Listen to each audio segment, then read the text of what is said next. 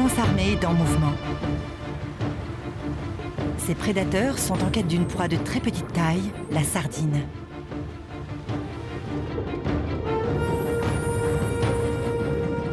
Tous les ans, ces petits poissons forment un gigantesque banc. Et tous les ans, à cette occasion, les dauphins unissent leurs forces pour mieux les attaquer. Les oiseaux prennent eux aussi part au festin. Ils permettent aux dauphins de repérer le banc, objet de toutes les convoitises. Les dauphins affamés prennent beaucoup de risques pour obtenir une part de ce délicieux butin.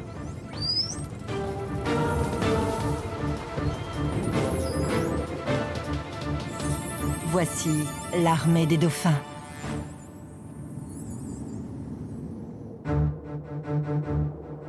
Novembre.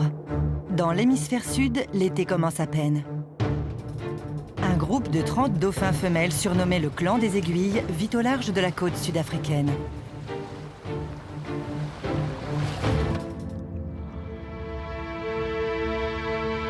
Pendant une grande partie de l'année, ces femelles évoluent aux côtés d'autres clans de dauphins.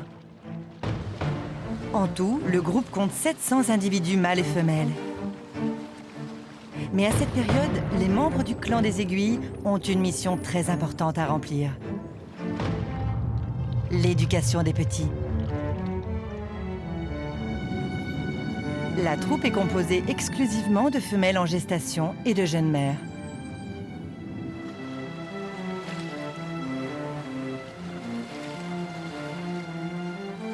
Tant que les petits ne seront pas autonomes, les femelles du clan des aiguilles ne rejoindront le groupe qu'occasionnellement, pour chasser et entretenir le lien social.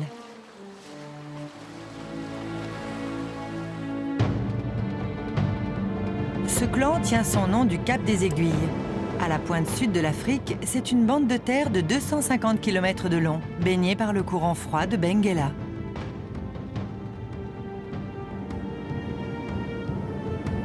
Les dauphins communs vivent en nombre dans cette zone où 7 clans ont élu domicile.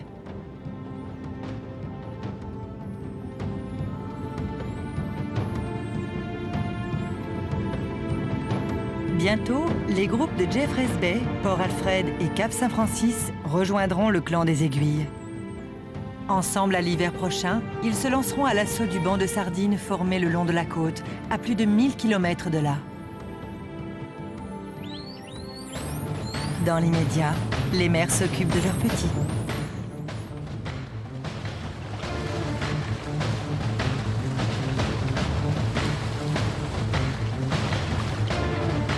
Les jeunes se nourrissent exclusivement de lait.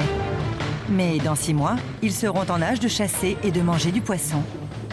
Ils pourront donc participer au festin de sardines, s'ils sont encore en vie. Dans ces eaux sévit un terrible prédateur, le grand requin blanc. Pour lui, toutes les créatures qui peuplent cette zone sont des proies potentielles. Les petits dauphins, moins rapides, sont une cible idéale.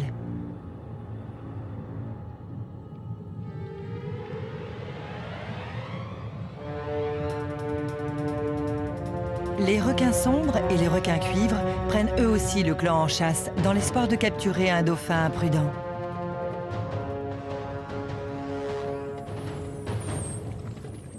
« 75% des dauphins portent des cicatrices d'attaque de requins.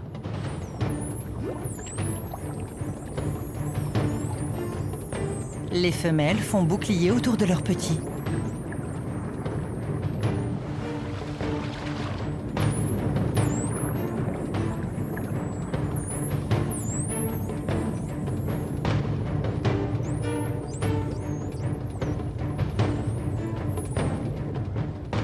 Elles sont épaulées dans leur combat par 3 cousines plus âgées, qui n'ont pas de petits et peuvent endosser le rôle de meneuse.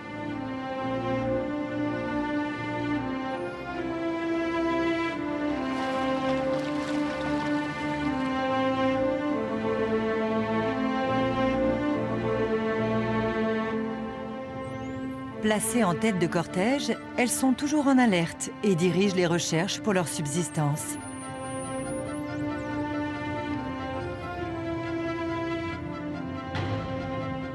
Les dauphins sont constamment en quête de nourriture.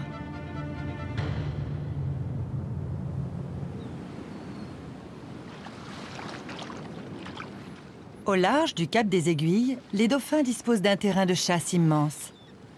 Leurs proies sont toujours en mouvement. Les membres du clan sont contraints de se déplacer sans cesse. En l'espace de 24 heures, un dauphin doit avaler 9 kilos de nourriture, soit 10% de son poids. Pour un homme, cela équivaudrait à 40 sandwichs par jour.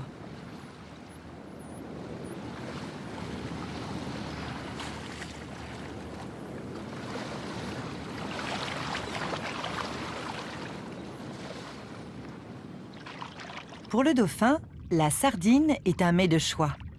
Ce poisson vit dans des eaux fraîches, 17 degrés seulement. Cette partie de l'océan Atlantique constitue l'environnement idéal pour la mise en place d'une chaîne alimentaire efficace. Ces eaux riches en nutriments attirent le plancton, qui, à son tour, attire les bancs de sardines qui, elles-mêmes, attirent les dauphins. Les sardines, bien que nombreuses, sont très dispersées. Cela ne facilite pas la tâche des dauphins. Pour ces grands mammifères marins, la chasse en groupe est le moyen le plus efficace de débusquer des proies. C'est d'ailleurs l'un des atouts de cette espèce. Il leur est donc essentiel de bien communiquer et d'échanger les informations de manière claire et rapide.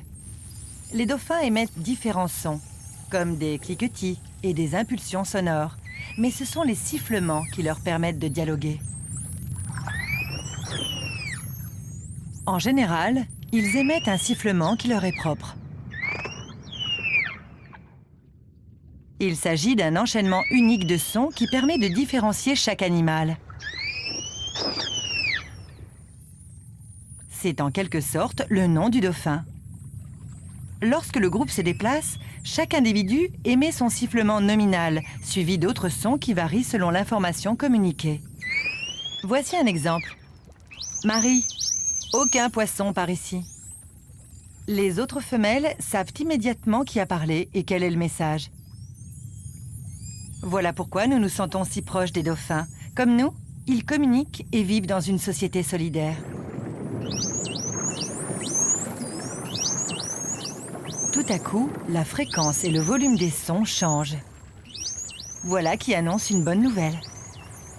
Le groupe a repéré un banc de sardines. Les poissons n'étant pas très nombreux, les dauphins doivent soigneusement préparer leur attaque pour ne pas repartir bredouille.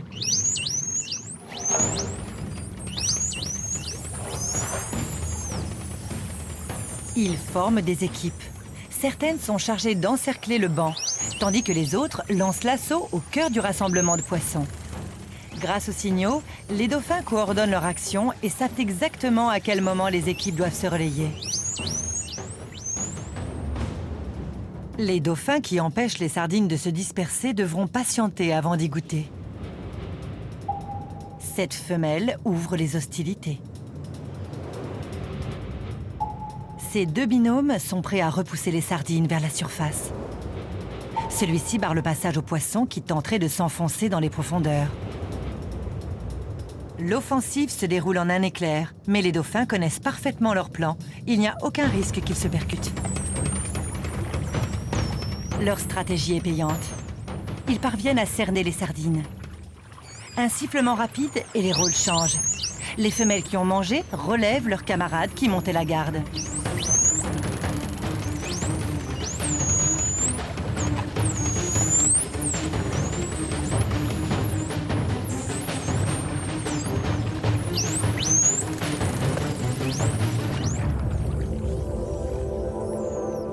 Les dauphins ne sont pas les seuls prédateurs présents.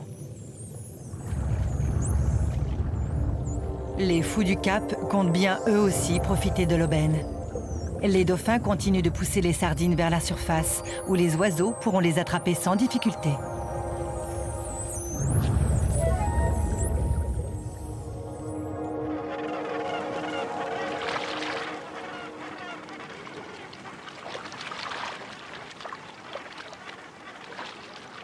Pour plonger à 10 mètres de profondeur, les fous du Cap doivent amorcer leur descente en piqué à 30 mètres au-dessus du niveau de la mer.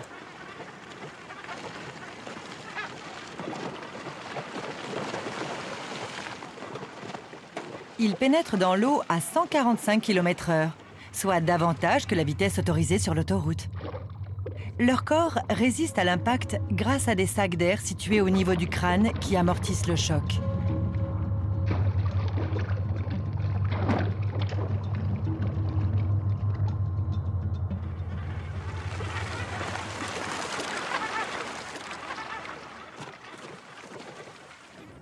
Sous l'eau, ils sont également très agiles.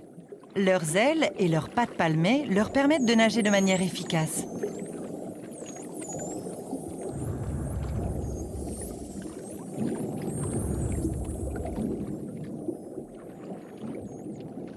Les fous du Cap peuvent nager en apnée pendant près d'1 minute.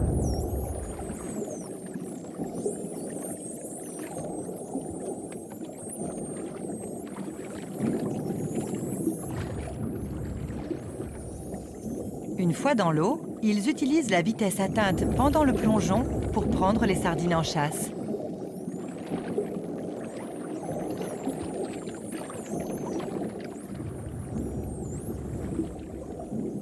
Ils se déplacent avec aisance et saisissent les poissons d'un vif coup de bec sur le côté.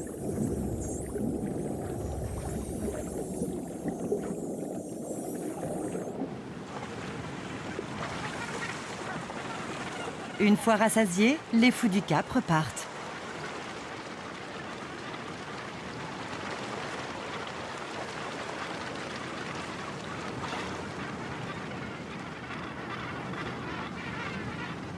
Depuis le Cap des Aiguilles, ils parcourent 500 km pour rejoindre la bien nommée Bird Island, l'île aux oiseaux, située au sud-est de la pointe du continent africain.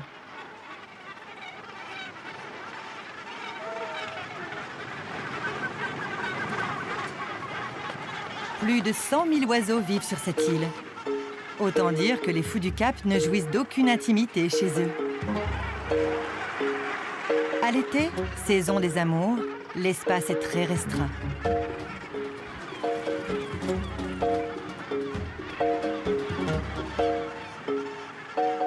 Chaque centimètre carré est jalousement gardé et certains oiseaux ont du mal à retrouver leurs compagnons.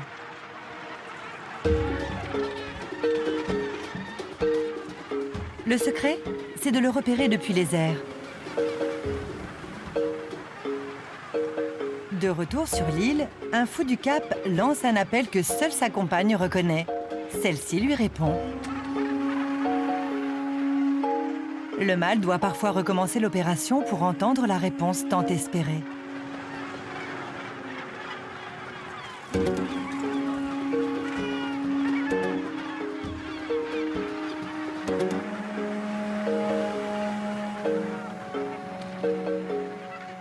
Mission accomplie. Enfin réunis, le mâle et la femelle fêtent leur retrouvaille par une danse de révérence et de claquements de bec.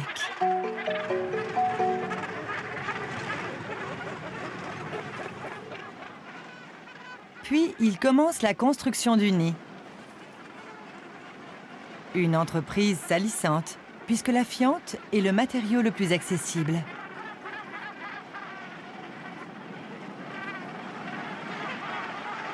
Les oiseaux fortifient le nid à l'aide de plumes, de cailloux et de tout objet qui se trouve à leur portée.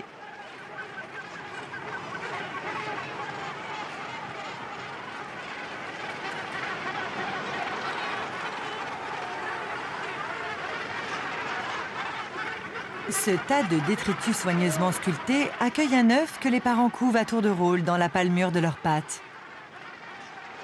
Cette membrane très bien irriguée tiendra l'œuf au chaud pendant 44 jours, sans augmenter la température corporelle des adultes.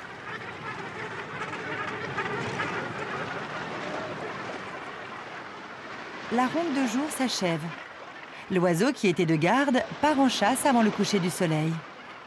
Il dormira sur les flots et prendra son repas à l'aube.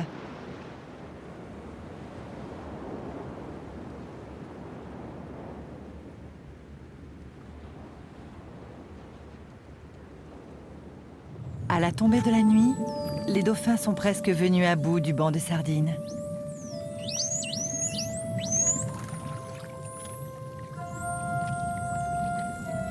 Les femelles continuent de chasser jusqu'à ce que tous les poissons aient été capturés.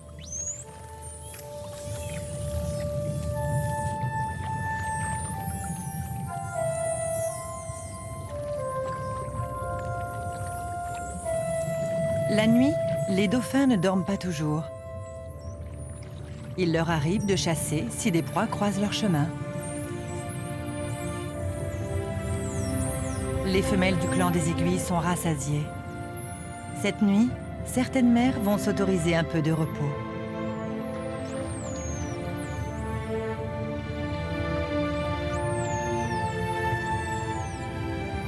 Elles cessent enfin de nager à un rythme effréné pour adopter une cadence plus douce. Elles décrivent de larges cercles dans une zone assez étendue. Même endormi, le dauphin est en perpétuel mouvement. Tout comme l'homme, il a besoin d'air pour vivre. Il doit donc régulièrement prendre sa respiration à la surface. Là encore, les dauphins forment des équipes et se relaient pour dormir. La première équipe monte la garde, tandis que l'autre profite de quelques précieux instants de sommeil.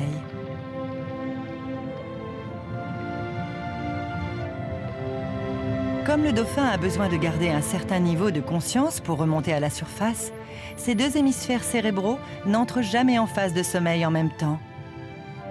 Lorsque l'hémisphère gauche est au repos, l'œil droit est fermé et inversement. Une phase de sommeil dure 5 à 10 minutes. Au total, le dauphin dort environ 8 heures par jour.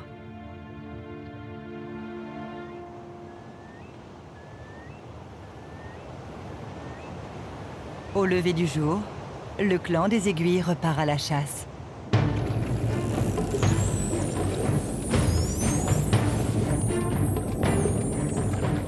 Le repas de sardines de la veille était frugal. Les femelles ont besoin de nourriture. Le dauphin commun est parfaitement capable de tenir ce rythme soutenu. Pendant les 16 heures qu'il passe éveillé, il ne s'accorde qu'une petite pause de 5 minutes. Quant aux mères, elles n'ont pas ce loisir. Durant les 3 mois qui suivent la naissance, elles ne quittent pas leur petit une seule seconde. Un jeune dauphin n'a pas la force musculaire nécessaire pour nager seul. Il se place sous sa mère et se laisse porter par sa force de propulsion. Sans cette aide, il aurait le plus grand mal à suivre son clan.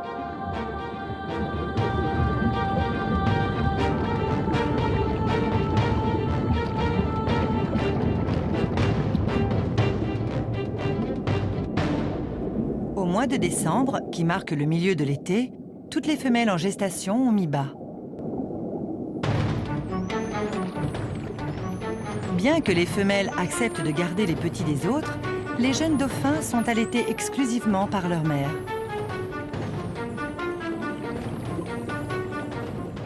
Un petit dauphin tète jusqu'à 50 fois par jour. La femelle peut améliorer sa production de lait en mangeant un aliment bien particulier que le clan sait exactement où trouver. Les autres prédateurs sont également au rendez-vous.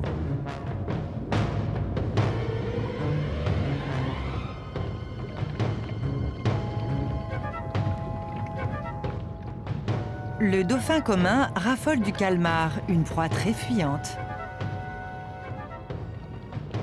Grâce à sa technique de nage par propulsion, le calmar est l'animal le plus rapide de l'océan. Sur une courte distance, il peut semer la plupart de ses prédateurs. Le combat va opposer les calmars sprinteurs aux dauphins coureurs de fond. Pour le remporter, les cétacés devront déployer des efforts importants. En été, les calmars quittent les eaux profondes pour se reproduire. Ils sont plus exposés aux attaques lorsqu'ils sont proches de la surface.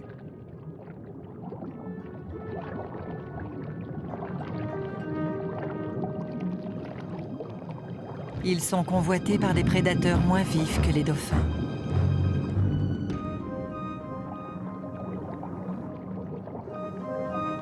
Ces grappes de sacs remplis d'œufs témoignent de leur fertilité. Elles sont jolies, mais ont un goût désagréable et sont peu appréciées des prédateurs.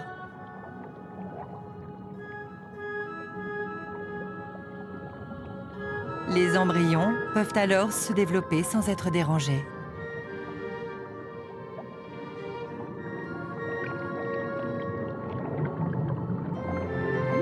Le manteau du mâle change de couleur, ce qui indique qu'il est prêt à s'accoupler.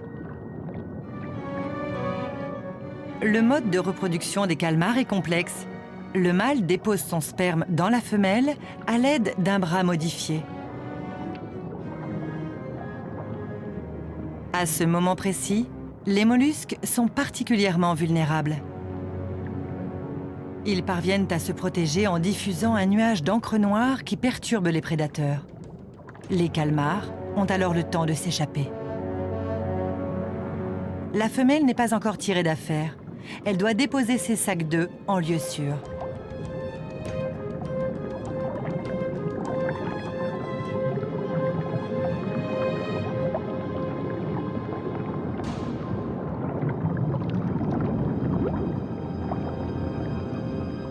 Les prédateurs sont aux aguets.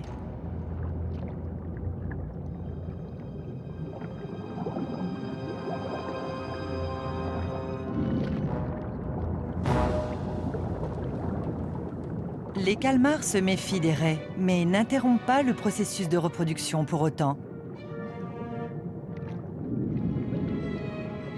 Plutôt que les œufs, ce sont les femelles calmars qui intéressent ces prédateurs tranquilles.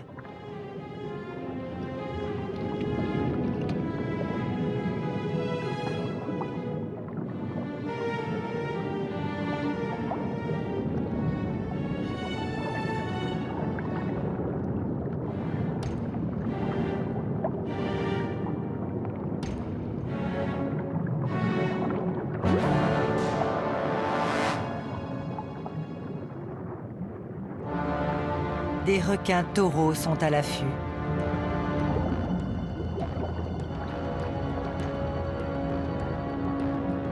Ils tournent autour des tubes d'œufs pour leurrer les mollusques.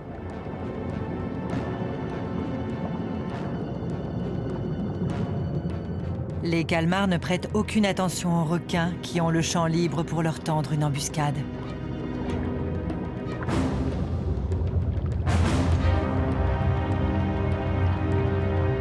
Malheureusement, le nuage d'encre n'aura servi à rien. Si un requin isolé n'est pas une véritable menace pour le groupe de calmars, le clan de 30 dauphins affamés représente un réel danger. Les sifflements des dauphins alertent les céphalopodes. Immédiatement, leurs manteaux se teintent d'une couleur vive, ce qui indique la présence d'une menace imminente. Ils prennent la fuite en direction des eaux profondes. Les dauphins, plus endurants que les calmars, sont certains de ne pas repartir le ventre vide.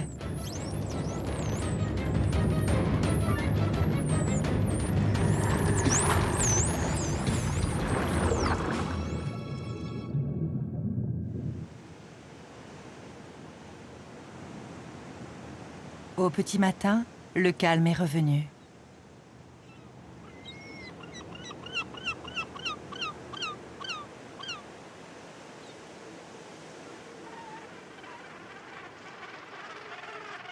Lorsque le soleil se lève, les fous du Cap sont déjà sur le pied de guerre. Pas une minute à perdre, il est temps d'aller chasser. « 44 jours se sont écoulés depuis la pendaison. De nouveaux cris se font entendre au milieu de la cacophonie habituelle de l'île des oiseaux. Les poussins sont bien décidés à se faire remarquer.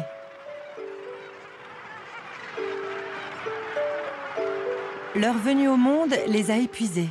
Aujourd'hui, ils sont déplumés, aveugles et frêles. Mais dans une centaine de jours, ils effectueront leur premier plongeon dans l'océan.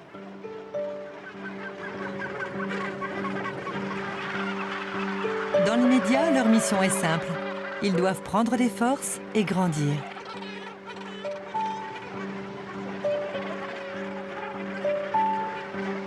Les parents doivent trouver de la nourriture. Ils laissent leurs petits sans surveillance pendant plusieurs heures. Le fou régurgite le poisson qu'il a avalé et l'enfonce dans la gorge du petit.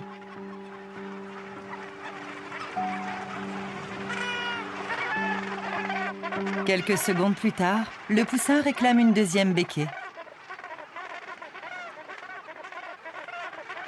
Pour prendre leur envol en direction de l'océan, les fous doivent disposer d'une longue piste de décollage.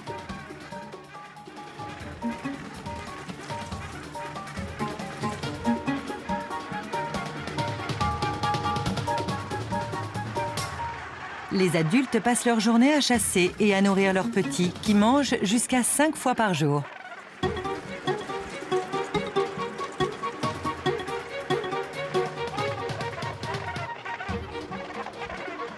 Les parents stressés, assaillis par leurs petits insatiables, s'autorisent parfois un peu de répit dans les quartiers des célibataires, à l'extérieur de la colonie.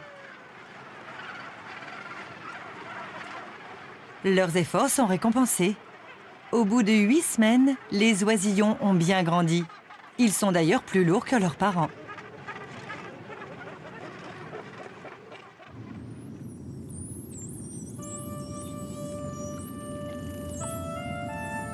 À l'automne, les jeunes dauphins sont devenus grands, eux aussi. Ils sont pourtant encore 2 fois plus petits que leur mère.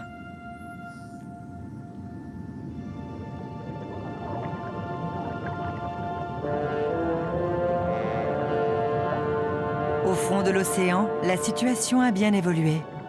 Les œufs de calmar, dont les prédateurs ne sont pas du tout friands, ont pu se développer sans être importunés.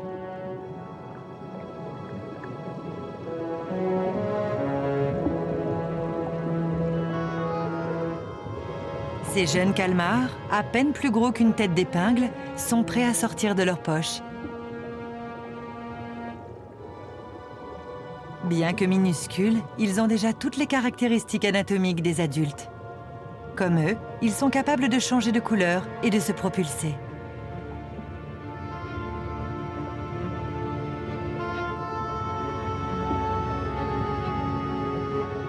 Le courant emporte les jeunes mollusques vers des zones où ils pourront se nourrir plus aisément. Ils viennent enrichir le plancton et contribuent ainsi au bon fonctionnement de la chaîne alimentaire. La présence de ce plancton pousse les dauphins à voyager vers le nord, en direction du grand banc de sardines. Dans l'océan, tous les organismes sont liés et tous les événements ont des conséquences. Ainsi, un changement imperceptible dans l'environnement du plancton entraîne une réaction en chaîne pour tous les autres animaux.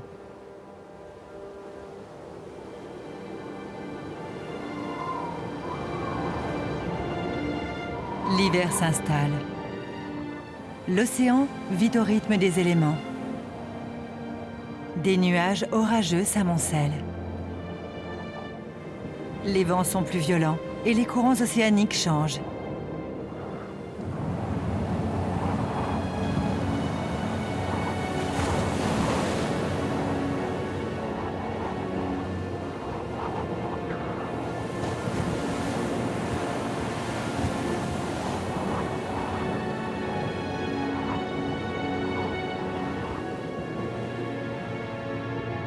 En hiver, les sardines sont nombreuses et en pleine santé. Les orages, plus fréquents en cette saison, font remonter les nutriments du fond de l'océan.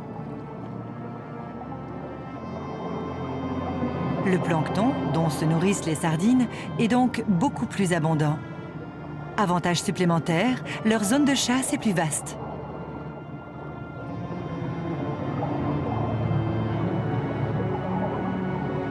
Le courant chaud des aiguilles se déplace et laisse s'engouffrer une masse d'eau froide qui s'installe le long de la côte est de la pointe africaine.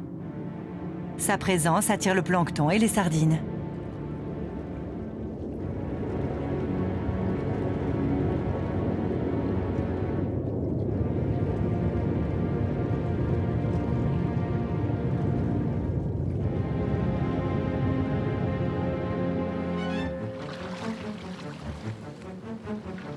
Les dauphins se dirigent aussi vers le nord. Là, ils pourront chasser les sardines sans grande difficulté. Alors qu'ils nagent à proximité de la surface dans cette masse d'eau froide très étroite, les poissons n'ont aucun moyen de s'échapper.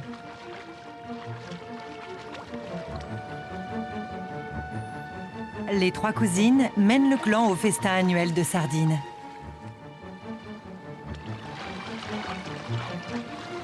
Ce pèlerinage a lieu chaque année depuis plus de 20 ans. Pour le clan, c'est un moment décisif, puisque les petits vont chasser et manger du poisson pour la première fois.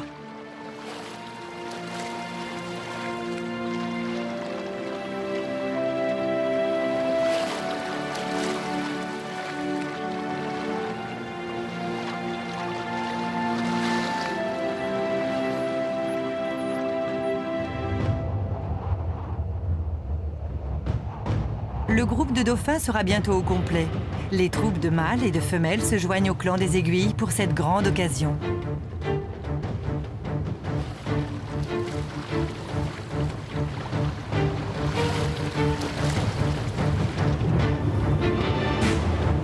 Et ce n'est que le début. Tout le long de la côte, des bancs de dauphins affluent de toutes parts.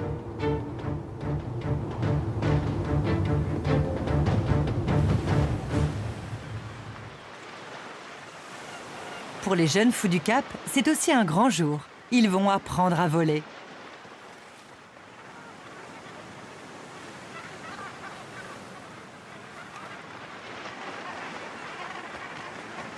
Comme leur terrain d'entraînement est une île, ils se retrouvent rapidement le bec dans l'eau.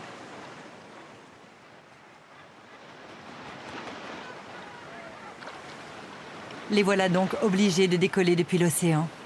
L'opération est plus compliquée qu'il n'y paraît puisque leurs ailes, encore faibles, sont alourdies par l'eau. Depuis qu'ils arborent ce plumage marbré de gris, leurs parents ne les nourrissent plus. Les jeunes oiseaux peuvent tenir une dizaine de jours sans manger. Il est donc urgent qu'ils apprennent à chasser, sinon ils mourront.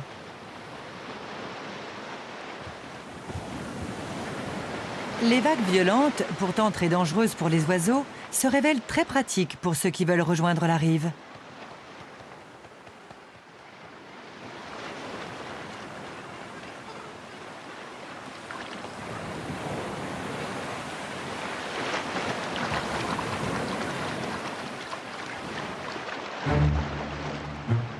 Les jeunes fous du Cap sont observés. Des otaries à fourrure d'Afrique du Sud ne ratent rien de leur entraînement éprouvant.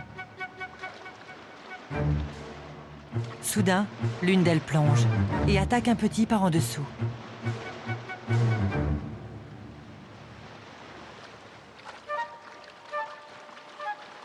C'est raté pour cette fois. Ce jeune fou du Cap s'est volé. Sa persévérance est récompensée.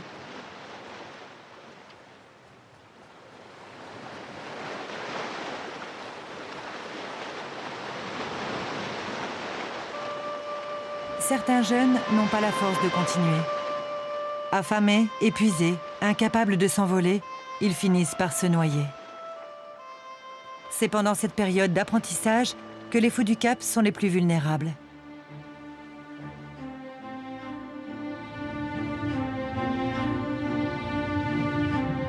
Bien qu'impitoyable, l'océan peut aussi se montrer généreux.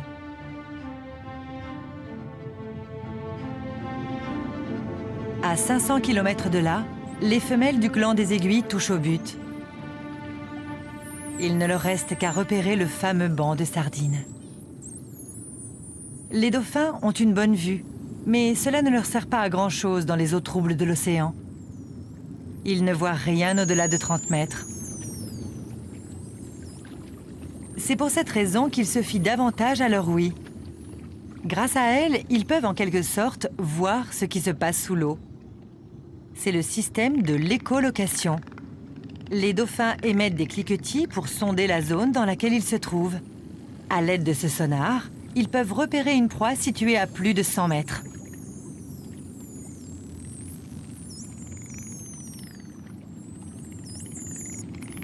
Un dauphin émet une série de cliquetis. Lorsque ces cliquetis de basse et haute fréquence rencontrent un objet, ils repartent dans l'autre sens. Le dauphin peut ainsi visualiser la configuration des lieux de manière très précise. Voilà pourquoi les clans de dauphins unissent leurs forces. Ensemble, les 700 cétacés peuvent couvrir une zone de plus de 3800 km², l'équivalent de 517 terrains de football. Même au sein d'un groupe si nombreux, chaque dauphin parvient à identifier les sons qu'il émet. Le système de l'écolocation a ceci de pratique qu'il permet aux dauphins de ne pas se gêner. Les 500 membres du clan de Port Alfred rejoignent le groupe principal qui fait route vers le grand rassemblement.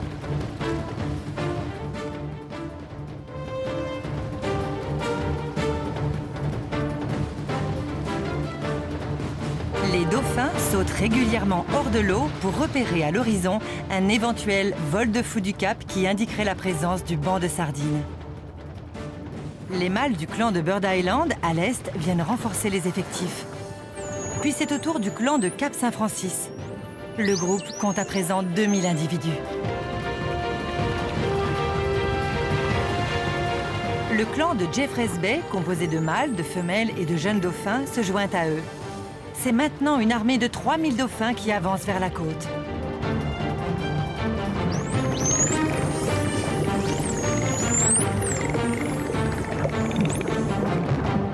Les femelles du clan des Aiguilles sont en tête. Elles filent à 35 km/h, 5 fois la vitesse de pointe d'un nageur olympique. Les petits, âgés de 6 mois, ont fait de réels progrès puisqu'ils réussissent à suivre la cadence.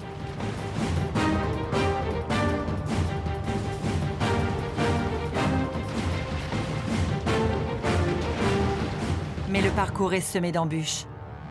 Agressif et imprévisible, le requin-tigre représente une menace très sérieuse pour le dauphin commun. C'est le prédateur qui fait le plus de victimes parmi les jeunes dauphins.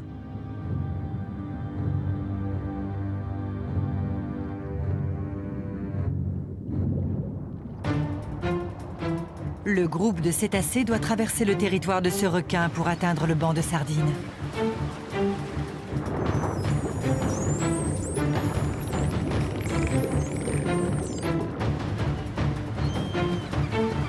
Les fous du Cap, eux, ne sont pas menacés par les requins.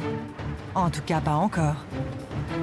Les oiseaux volent maintenant à proximité de la troupe de dauphins. Leur présence confirme aux cétacés qu'ils suivent le bon itinéraire. Voilà justement ce que cherchent les dauphins.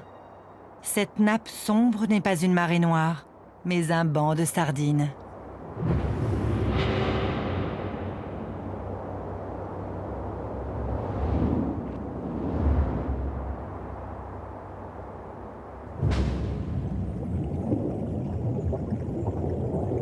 Ces millions de poissons avancent vers le nord.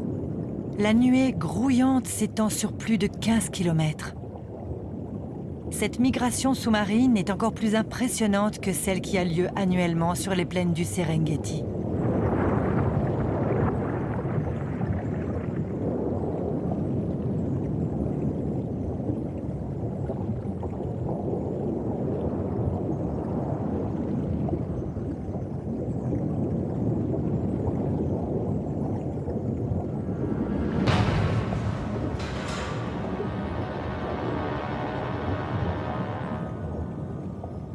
Les requins donnent l'assaut.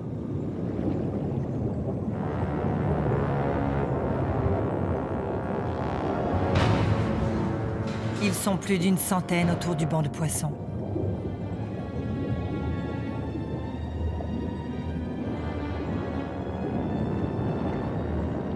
Les requins bordés, les requins sombres et les requins cuivres prennent part au festin tous ensemble.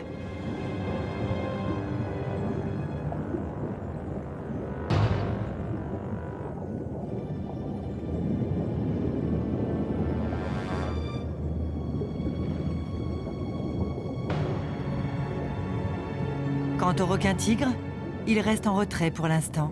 C'est une proie plus grosse qui les intéresse.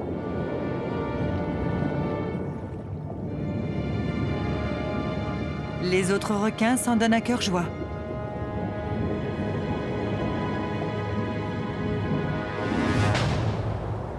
Le banc est à leur merci.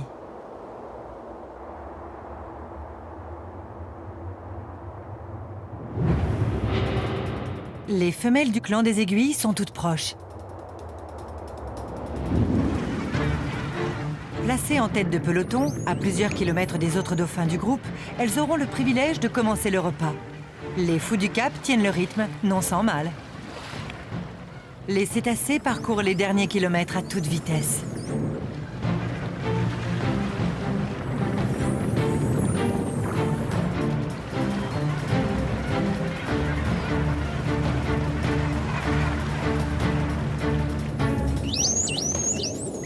Des requins! Le clan donne l'alerte. Les mères hésitent à continuer. Les prédateurs sont trop nombreux. Elles doivent protéger leurs petits.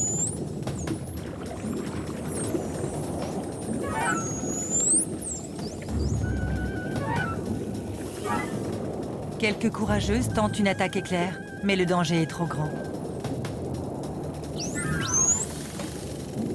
Le clan des Aiguilles ne compte que 30 individus, uniquement des femelles. Elles sont obligées d'attendre l'arrivée des renforts. Contrairement aux dauphins, les requins ne chassent pas de manière organisée.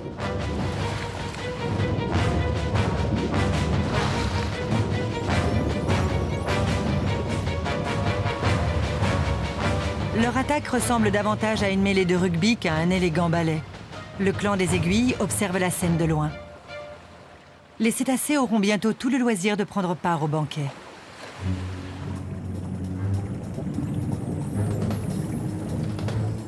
Ne pouvant pas résister, certaines femelles s'aventurent vers le banc de sardines. Elles devraient pourtant se méfier, car les poissons ont ouvert l'appétit des requins. Ce n'est qu'en groupe que les dauphins peuvent se protéger des attaques.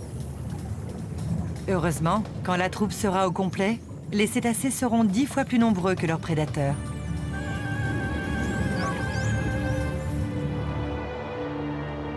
À la nuit tombée, les dauphins sont avantagés. Ils se dirigent dans la pénombre à l'aide de l'écholocation.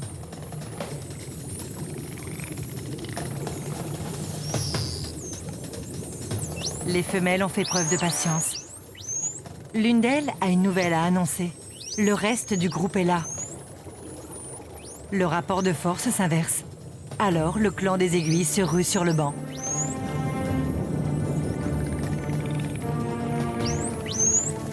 À son arrivée, il retrouve le clan du Cap Saint-Francis, qui ne l'a pas attendu pour commencer.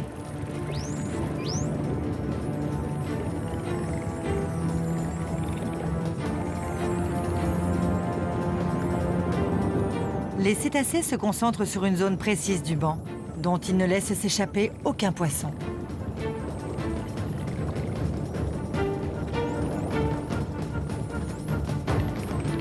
D'autres membres du clan pénètrent directement au cœur des sardines.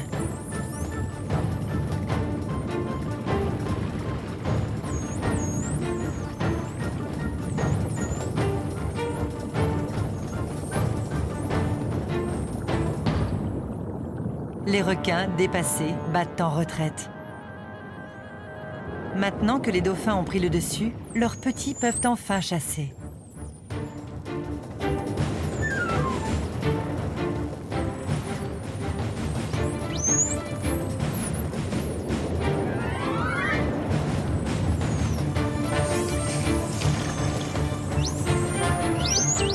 La troupe de Jeffreys Bay participe à l'offensive. L'armée des dauphins attaque de toutes parts. Elle morcelle le banc de façon à attaquer les poissons par petits groupes et se régale de cet excellent repas.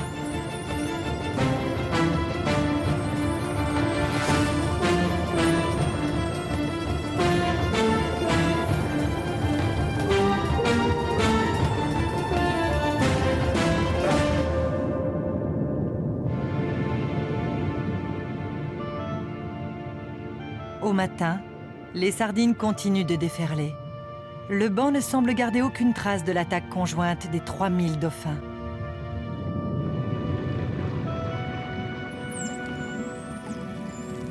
Pour le groupe de cétacés, cette expédition a été bénéfique.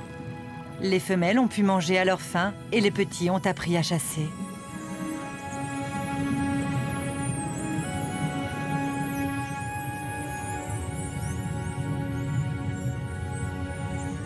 Ils auront tout le temps de se perfectionner. Pendant les 2 mois à venir, leur clan suivra les mêmes itinéraires que les sardines.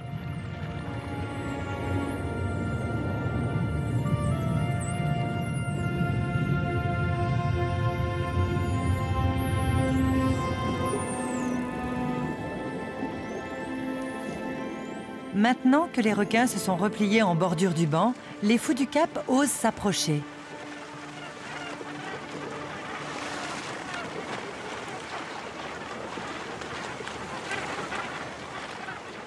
Ils sont des centaines à s'abattre sur l'océan.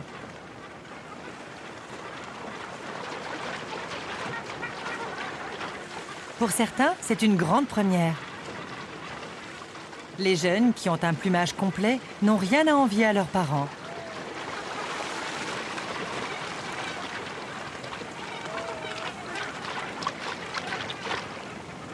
Pour mieux profiter de ce banquet, les oiseaux resteront en mer plusieurs semaines d'affilée.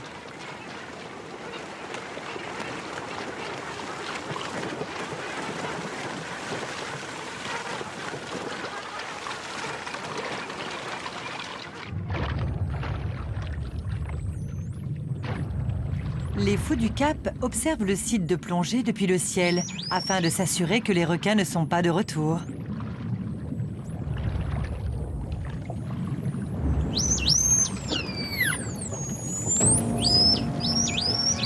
Soudain, des appels de détresse retentissent. Les femelles du clan des Aiguilles paniquent. Un jeune mâle manque à l'appel. La mère le cherche au milieu du banc. Mais impossible de le trouver dans cet amas sombre qui, il y a quelques minutes encore, était une source de réjouissance.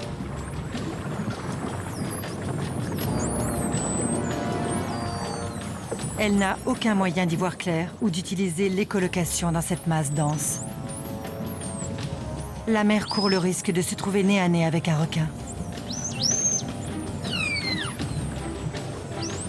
Les femelles du clan, postées à l'extérieur du banc, appellent en vain le petit.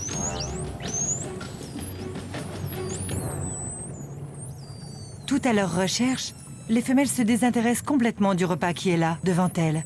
Malheureusement, le petit ne reparaîtra pas.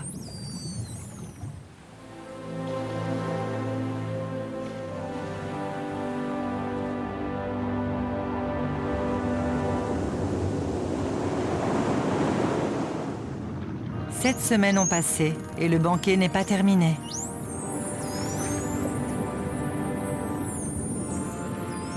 Les femelles du clan des Aiguilles n'ont pas cessé de chercher le petit disparu.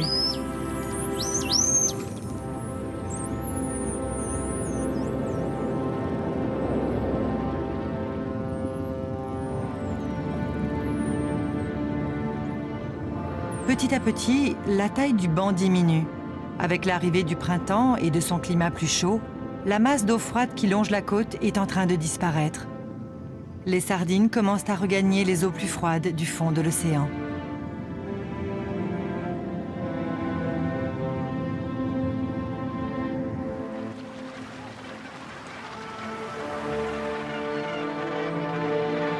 Les fous du Cap sont eux aussi sur le départ. La saison des amours va bientôt commencer.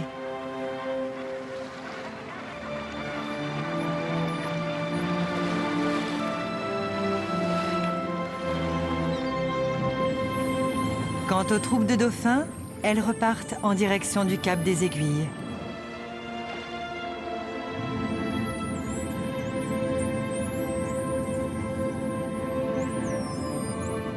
Pour le clan des Aiguilles, le bilan est mitigé. Les trois cousines ont su mener sans encombre leur groupe au banc de sardines, où toutes les femelles ont pu manger à leur faim. Les petits ont fait l'apprentissage de la chasse, mais l'une des mères revient seule.